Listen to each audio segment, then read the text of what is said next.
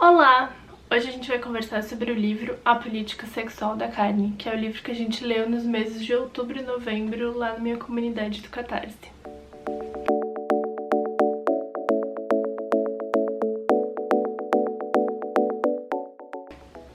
Eu decidi trazer esses livros aqui pro canal. É um teste, vamos ver se vai funcionar, se vocês vão gostar, mas eu decidi trazer esses vídeos para falar um pouquinho dos livros, para trazer esse assunto para que vocês tenham interesse, de repente, em ler esses livros. Porque é muito importante que a gente aprofunde os nossos conhecimentos, aprofunde as nossas leituras acerca de o que a gente se interessa. Esse livro foi lido nos meses de outubro e novembro para o clube de livro que eu organizo, sobre leituras sobre sustentabilidade. Se você quiser participar, se você gosta de ler livros, se você tem interesse em saber um pouco mais, dá uma olhada no link da descrição e é muito legal. Todo mês a gente tem discussões muito incríveis, as pessoas que estão lá são maravilhosas. Se você quer ser uma pessoa que tá lá dentro desse grupo de pessoas maravilhosas, seja muito convidada. Além do clube e do encontro mensal que a gente tem de livro, a gente também tem um canal no Telegram que a gente conversa e são conversas muito boas. Bom, mas vamos falar do livro, né? Por que a gente escolheu esse livro aqui? Desde o começo das primeiras escolhas aí dos livros do Clube do Livro, o A Política Sexual da Carne foi um livro que a gente falou muitas vezes, tipo, ai, temos que ler. Mas eu, especialmente, Cristal, eu tinha um pouquinho de medo de encarar essa leitura, porque eu sabia que ia ser um pouco difícil. Então a gente leu outros livros sobre outros assuntos, até que chegou um ponto que não dava mais pra adiar essa escolha. E esse livro da Carol Adams é um livro que traz uma perspectiva feminista vegetariana, então ela faz essa junção dessas duas vertentes, dessas duas questões, e aí que é difícil de ler algumas coisas que ela traz aqui. Um livro meio montanha-russa, difícil, daí dá uma amenizada, daí fica bem difícil de novo, daí dá uma amenizada, daí vai bem difícil, dá uma amenizada. Eu acho que é mais ou menos esse o percurso da leitura, assim. A autora é uma ativista feminista que tem outros livros, nenhum dos outros foi publicado no Brasil, que chamam A Pornografia da Carne, Convivendo com Carnívoros e Hambúrguer. Ela é uma ativista, tem muitos anos, ela tá viva ainda, inclusive vocês podem seguir ela no Twitter. E esse livro aqui é uma edição que foi feita nova em 2018 com um pós-fácil do 25º aniversário do livro. Então, quer dizer, não é um livro novinho, já tem 25 anos. Tá, mas por que a gente escolheu ler Política Sexual da Carne, né? Por que a gente escolheu falar de feminismo e vegetarianismo num clube de leitura sobre sustentabilidade? Bom, provavelmente você já sabe que a indústria da carne é uma das indústrias mais poluentes do mundo. Não só porque de fato gera muito gás metano, porque polui, porque tem os dejetos dos animais, mas também porque é uma das indústrias que é responsável por incêndios, como os incêndios que aconteceram no Pantanal. Foram fazendeiros que começaram o que matou quase todo o bioma ali, porque se faz incêndio para aumentar a área descampada, para aumentar a produção de gado normalmente, mas também de plantação de soja, de milho, que é plantada para virar ração para esses animais, né? Assim como na Amazônia, todos os biomas brasileiros, o Cerrado especialmente também está sofrendo uma devastação muito grande. Então, quer dizer, é uma indústria que devasta muito o que existe de meio ambiente intacto, né? Destrói as florestas, e também é uma indústria que polui muito por o jeito que se faz, né? O jeito que se criam esses animais confinados, além de ser uma indústria que tá ligada à pandemia, por exemplo, né? Porque quando você põe dezenas de milhares de animais da mesma espécie confinados, precisando tomar remédio para não ficar doente, se qualquer um pega qualquer coisa ali, isso se espalha muito rápido, né? E se no mundo inteiro são as mesmas espécies, literalmente, de porcos, vacas e galinhas que estão sendo criadas, chega um carregamento da China, chega um carregamento dos Estados Unidos, chega um carregamento da Europa, todo mundo se contamina, né? Então, a gente pensar em um mundo que tenha uma produção muito diferente do que a produção de carne hoje, é essencial para a gente pensar em um mundo mais sustentável. Quer dizer, não existe sustentabilidade com esse modelo de produção de carne atual. Não dá, impossível. Bom, o livro traz essa perspectiva de unir a visão do vegetarianismo com o feminismo. E isso é muito interessante porque tem várias conexões de fato nessas disputas de poder, né, nesse dualismo do feminismo, quer dizer, essa disputa de poder que existe entre ser considerado o homem, ser considerado mais forte que a mulher, né? E aí tem essa mesma disputa de poder no veganismo, vegetarianismo, que é o homem ser considerado mais importante que os animais. Então, por isso a gente pode consumir animais e pode explorar os animais, usar os animais. Isso é uma das coisas, mas ela traz, assim, dezenas de aspectos de convergência dessas duas questões.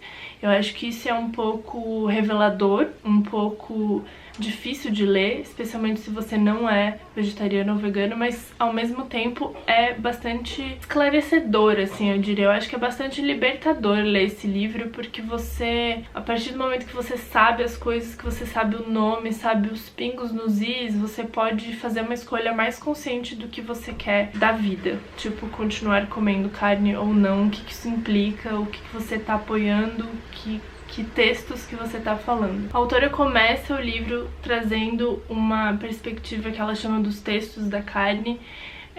Então, nessa perspectiva de que a carne sempre esteve muito ligada a uma alimentação masculina, a uma alimentação ligada à força, à virilidade, à masculinidade, e que, como comparação, os vegetais sempre foram ligados a uma alimentação mais plácida, mais calma, e que isso teria a ver com uma alimentação que fosse mais própria para as mulheres. E ela traz algumas coisas, como, por exemplo, na época das guerras, onde era muito difícil ter carne, então quando tinha esse alimento ia para os homens, os soldados, e as mulheres e as crianças, os idosos, comiam o que sobrava, que normalmente eram vegetais. Essa priorização dessa dieta, como se o alimento vegetal não tivesse a força suficiente que um homem precisasse, né? Essa ligação com a virilidade. Inclusive, ela traz esse ponto que é muito interessante quando ela fala de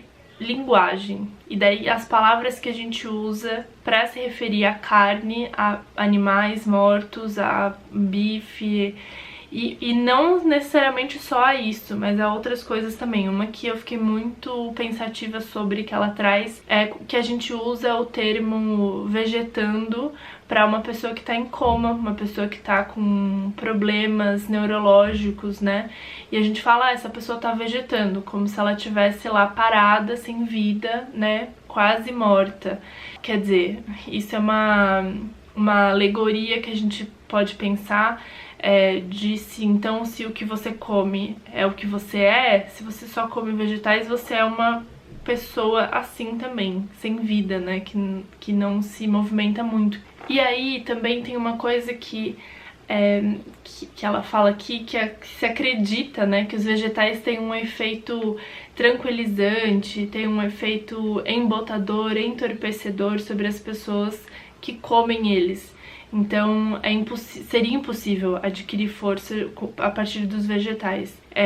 E aí é justamente esse o ponto, assim, de que se você come vegetal, você é uma pessoa mais tranquila, e aí logo você fica mais parecido com uma mulher, né? Tem essa visão dessa perspectiva, quer dizer que o vegetal funciona como uma passividade feminina, porque as mulheres supostamente são como as plantas. Então, desse ponto de vista, as mulheres e as plantas são consideradas inferiores do que os homens e os animais, né? Esse mesmo pensamento de hierarquia é usado para essas duas figuras. Depois a autora traz uma questão muito importante, que é a do referente ausente. Quer dizer, quando a gente come carne, a gente não tá comendo uma vaca, ou tá comendo um frango, uma galinha, ou a gente tá comendo um porco. A gente normalmente tá comendo um bife, um filé mignon. Essa ausência de o ser vivo que existia para aquele pedaço de carne existir no seu prato, é uma das características que faz com que a gente esqueça que aquilo foi um animal e facilite justamente o consumo. Aqui ela traz uns exemplos de algumas publicidades muito machistas que comparam partes de animais com partes de mulheres. Então, de peito de frango, e aí faz um trocadilho com peito de mulher. Coxa, de bunda, uma visão sexualizada dos animais e, ao mesmo tempo, uma visão que tira o sujeito, né, uma visão objetificada das mulheres. Ao longo do livro, ela traz várias questões a ver com linguagem. As palavras que a gente usa na nossa língua mesmo para falar sobre carne ou para falar de outras coisas, como o exemplo do vegetando, mas ela traz um exemplo sobre o pronome que não tem gênero no inglês, que é o it, né? A terceira pessoa tem o he, o she e o it, só que ele não é um sujeito exatamente, e se usa para animais. Quer dizer, não é bem uma desumanização, porque não é um humano, mas é meio que tirar os animais de um lugar de um ser vivo e tornar eles objetos, sabe? Ela traz um conceito que é o ciclo de objetualização, fragmentação e consumo, tanto para a opressão das mulheres quanto para o consumo de animais. Então, a objetualização permite o opressor ver o outro como um objeto. Um exemplo disso é o estupro cometido contra as mulheres ao ser negada a liberdade de dizer não, ou o retalhamento de animais que eram seres vivos e são convertidos a objetos mortos. Esse processo permite a fragmentação ou o esquartejamento e finalmente o consumo. E aí uma coisa importante que ela traz, que é a gente não fala a perna do porco, mas perna de porco. Porque não é mais de um porco específico, não importa de quem que é, perde a sua especificidade, então é a perna de porco, não perna do porco. Imagina se a gente falasse, eu vou comer uma coxa da galinha e não coxa de galinha, eu vou comer uma coxa da galinha, aquela galinha. Provavelmente seria mais difícil da gente comer esse tipo de coisa e da gente entender essa fragmentação de uma forma menos... Eu acho que pode dizer ausente mesmo, mas é no sentido de que a gente teria mais consciência do que de fato tá comendo, né? Existe uma dessensibilização da gente quando a gente fragmenta os animais.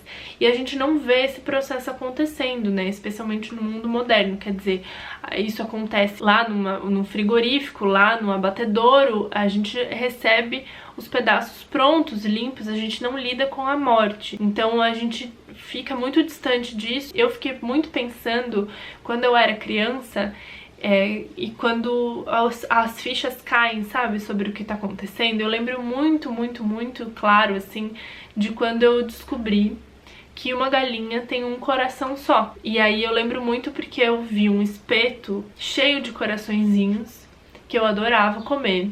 E olhei e falei pra minha mãe, será que uma galinha tem mais do que um coração? E minha mãe falou, não, tem um só. E eu olhei assim pra aquele espeto e na hora eu comecei a pensar quantas galinhas tinham morrido pra a gente tá comendo aquilo ali, porque eram, sei lá, né, quanto que cabe num espeto, mas assim, umas 50 pelo menos. E comecei a fazer essa imagem mental dessas 50 galinhas ao redor ali de mim e pensar que todos aqueles animais tiveram que morrer para aquilo acontecer. E aquilo me pareceu muito horrível, muito assustador. E esse tipo de conexão com da onde vem de fato esses pedaços que a gente come, a gente não faz, e é de propósito, para que a gente não questione mesmo sobre da onde vem e não questione essa origem. Então eu acho que isso é muito importante de ler e de perceber, porque traz isso para uma realidade, traz isso para um lugar mais sensível de encarar a carne não só como a carne, mas sim como bichos que morreram, né? Então a gente tá comendo bichos mortos. E muita gente se escandaliza quando a gente fala isso, porque a pessoa não quer ter consciência de que tá comendo um bicho morto. E aí tem um trecho que eu até marquei muito aqui no livro, que ela fala: não existe consumo de animal sem ter uma coisa muito simples. a morte. Aqueles animais morreram para eles estarem ali. Não existe outro jeito, não existe outra alternativa. Tem uma coisa que é certa, é que você está comendo um bicho que morreu. E por mais que possa parecer difícil às vezes para algumas pessoas, eu acho que é bem importante de ter essa consciência. Porque se a gente não pensa nisso, e se isso te parece muito errado, talvez você não concorde com esse tipo de alimento, né? Acho que faz sentido pensar desse jeito.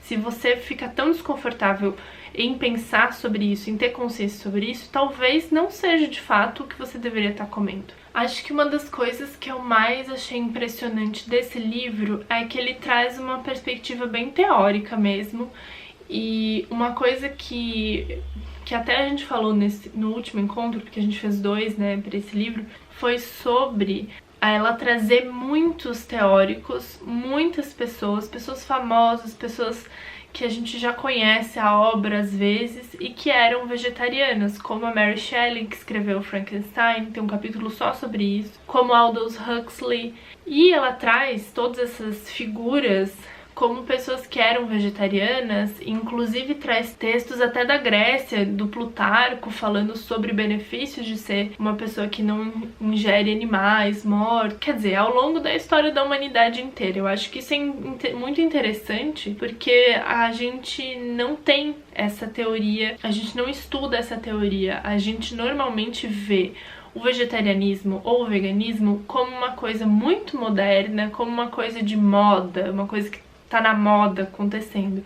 E ela inclusive traz esse ponto, né? Se é uma coisa que tá na moda, é uma coisa breve e passageira, mas não é isso que acontece. Existem pessoas vegetarianas e que defendem o não consumo de animais há milhares de anos. Então a gente deveria estudar um pouco mais a partir dessa perspectiva, justamente para que a gente inclua essas pessoas, inclua essa perspectiva de lidar com o mundo nas aulas de história mesmo, por exemplo. A gente nunca ouviu falar sobre isso, sabe? Esse foi um ponto que eu fiquei bastante impressionada. Eu nunca tinha parado para pensar sobre, a possibilidade de existir pessoas que eram vegetarianas há muito tempo. E esse livro é uma baita referência pra gente pensar isso, porque traz muitos...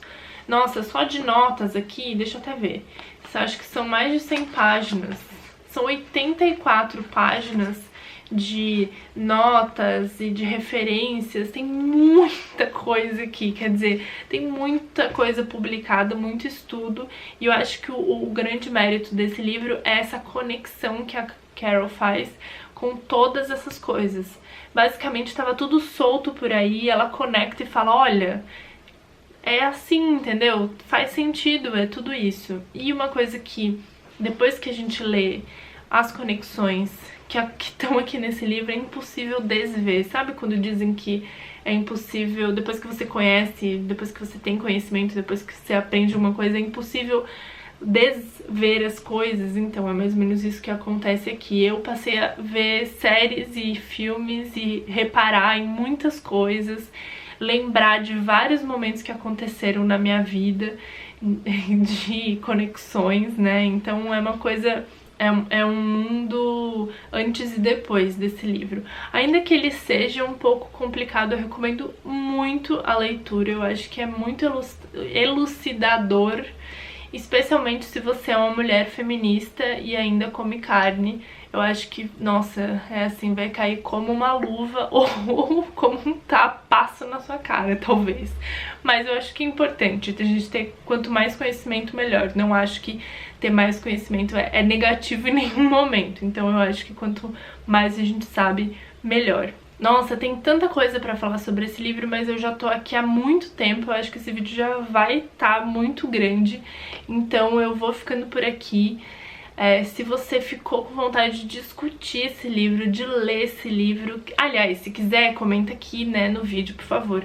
Mas se você ficou empolgado pra ler livros como esse e discutir com pessoas e falar o que você pensa, enfim, ter encontros, não esquece que a gente tem um clube justamente pra isso. Nesse minuto eu não sei qual que vai ser o nosso próximo livro, eu vou abrir pra votação ainda hoje, lá na comunidade, mas se você quiser tem o link aqui embaixo pra entrar lá e fazer parte também.